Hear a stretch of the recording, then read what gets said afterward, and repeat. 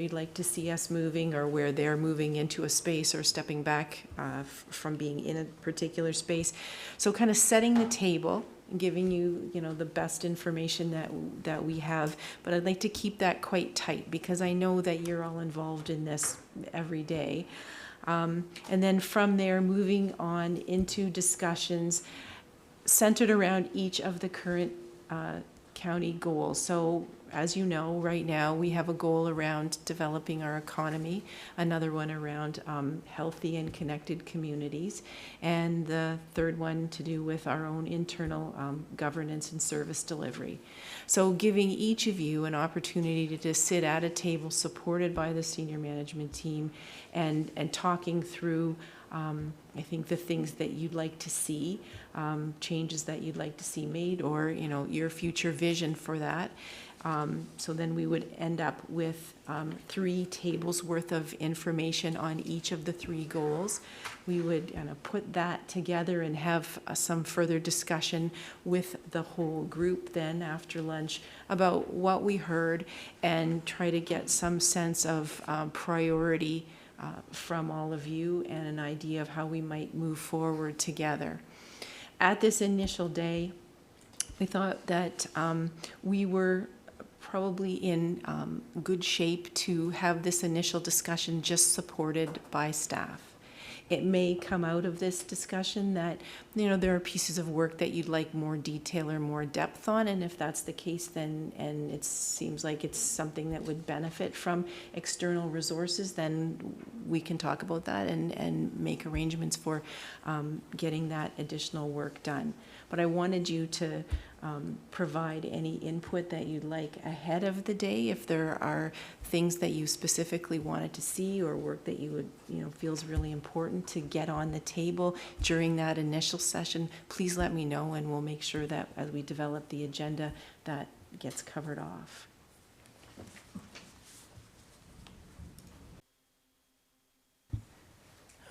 Councillor Desai. Oh, no. Councillor Silver.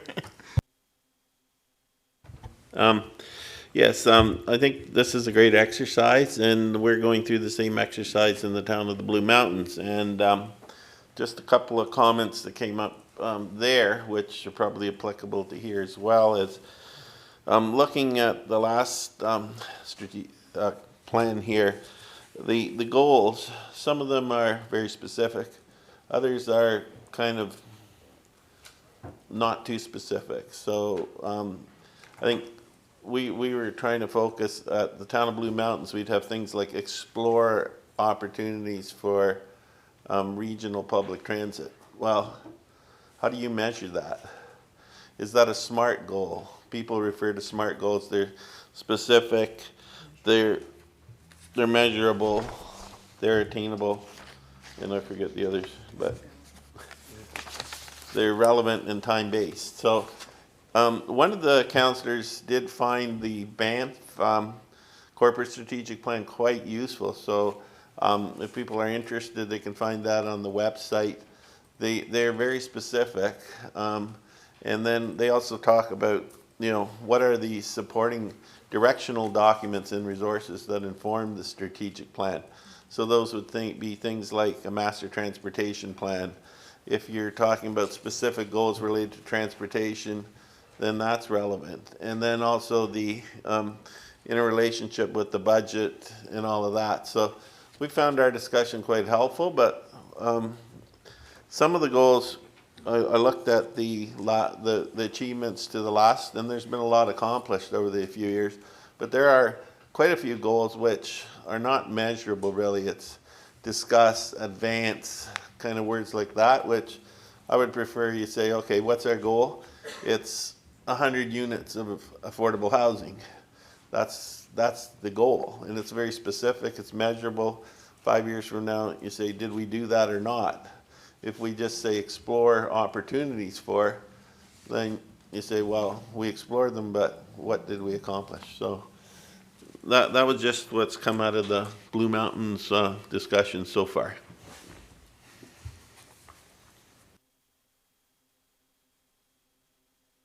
Councillor McQueen. Well, certainly, it's due for this county council to have that discussion for the next 5 years. Certainly, green initiatives, I know you talked a little bit about that, is, moving forward, that's climate change, all those things. I know we haven't made any statement here as the county of Gray, but certainly, I think we have to be very open to the idea of doing things maybe a little differently. And I always use the example that I don't think it costs a lot of money, but to call living snow fences for along our county roads. And having living snow fences also come time, it's winter snow plowing and stuff like that. We know how much money and fuel we can spend on busting snowbanks back, but if there's something that prevents that snowbank, we can save, simple money just on the carbon that we use in fuel and all that kind of stuff. So there's I think there's a lot of ideas there that we can certainly look at that are just doing something a little different. And I know we do have an example of that on Gray Road, is it 13? Just north of 40, where we do have a living snow fence. And so we should have some data on that, of what that has, what the cost, what has proven, and even from the operators, what's the difference in having that sheltered area? Because we know when we don't have a sheltered area in the rural areas, when the snow, you get big snow banks, then you got to get snow plows, then you get snow blowers. It just takes fuel, time, effort, work. If you can just create an opportunity, and those are, I think, this is one idea, is something that we can do through initiatives.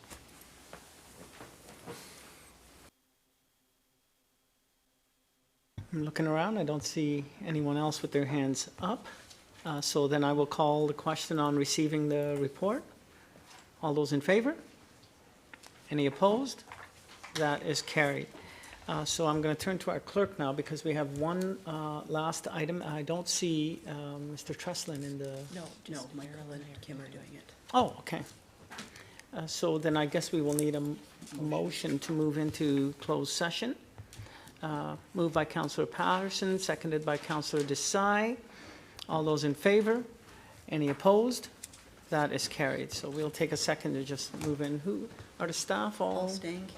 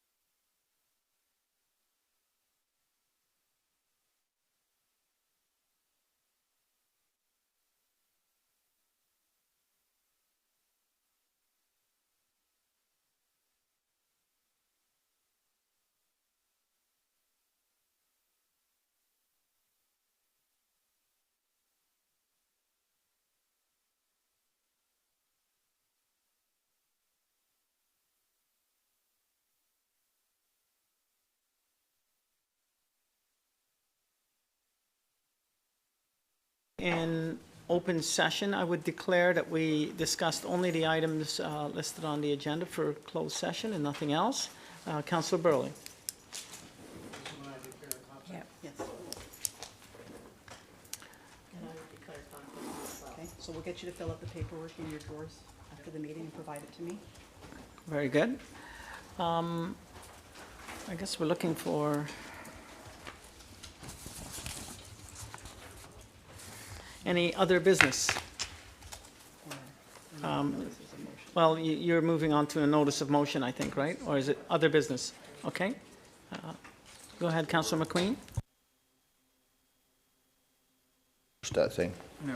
Thanks, Mr. Deputy Mayor. I understand that we have up to the end of October to make comments to the new provincial policy statement that's coming out.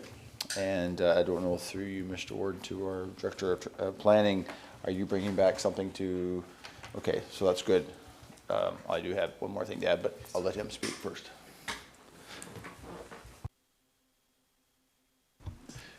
Yes, we will be bringing back or bringing forward a report on the provincial policy statement review at the next committee of the whole meeting on October 10th. I think it's scheduled for. Okay, Councillor McQueen.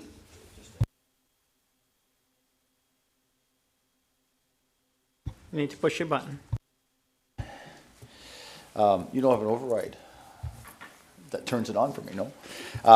That something was taken out of the provincial policy back in 2005 was the ability to create rural subdivisions on water and sewer, or water and septic.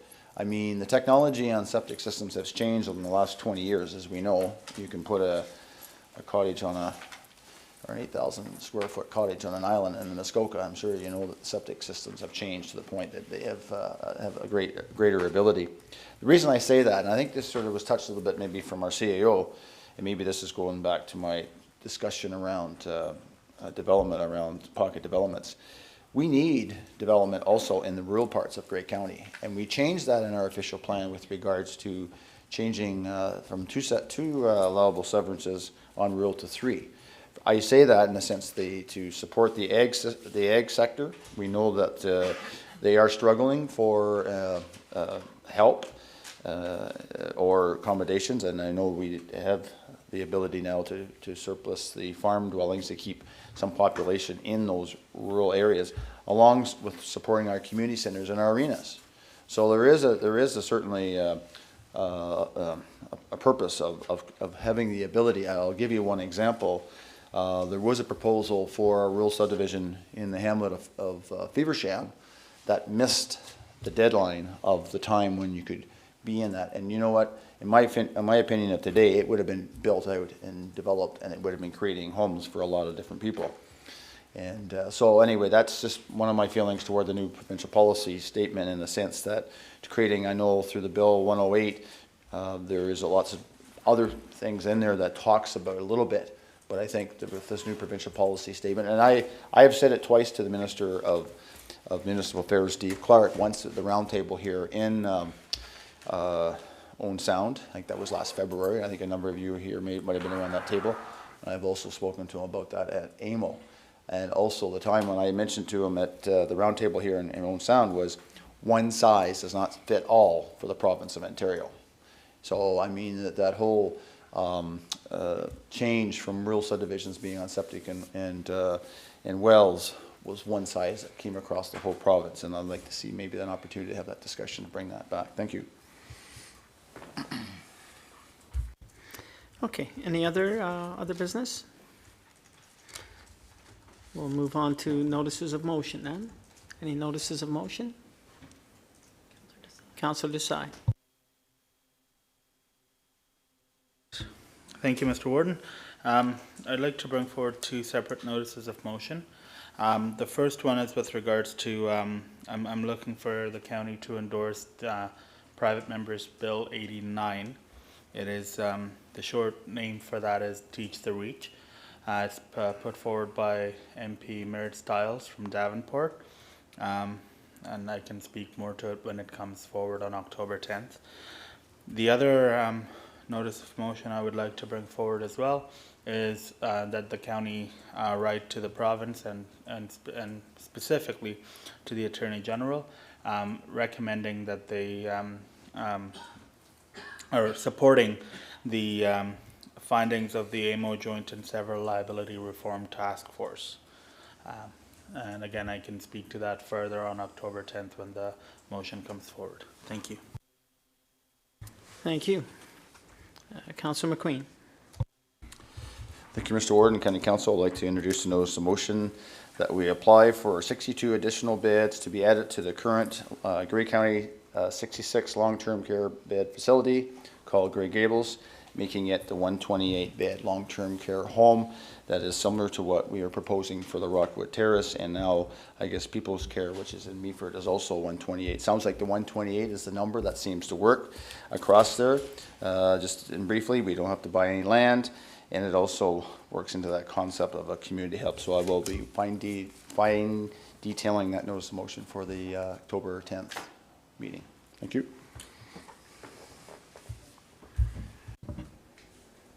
Council will recall that we do have a previous accepted notion that we would move forward with application for 90 new beds for the county. I want it to be clear that I have pursued to the best of my ability council's direction in this regard. There has never been a new application process opened that I could fulfill that requirement. The fact that we were recently awarded additional beds, there was not a new process for that. That was a carry-on from some earlier work that was undertaken. At this time, I do not have an application process from the ministry that I could complete. I can certainly write a letter to express that interest, but the province is aware of our interest in this regard. And I have seen a number of discussions, shall we call them, somehow that would lead people to believe that we haven't moved forward as we had been directed. And that is simply not the case. I will pursue this with council's direction, as I always have, but at this time, there is not an application process that I can fill in. We will need to find an alternative method to communicate this interest, and perhaps writing a letter, or I will talk to the province about how they would best direct us.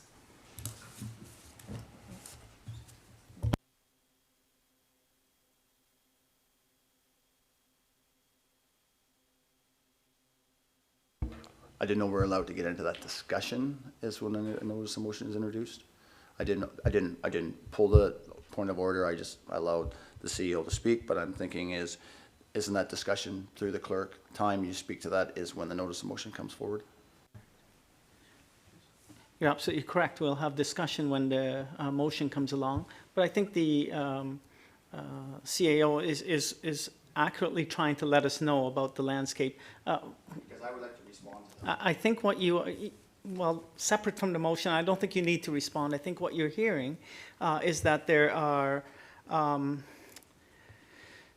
communications in the public with respect to what the staff may or may not be doing. And I think the CAO is appropriately addressing what appears to be a notion in the public that staff is not pursuing a previous motion. I don't think we need to get into the discussion. I'm going to leave it there.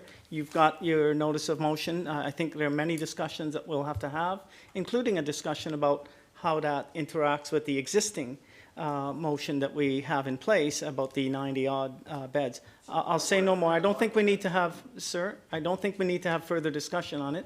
You've got your notice of motion. We will have the discussion at I'm saying we don't need to have any further discussion on it. That's my ruling. If you want to challenge it, feel free to do so. But I'm going to end it there, okay? And you've got your notice of motion. Are there any other notices of motion? Seeing none, then I'll call for a motion to adjourn. moved by Councillor Burley, seconded by Councillor Woodbury. All those in favor? Are there any opposed? That is carried. Thank you very much.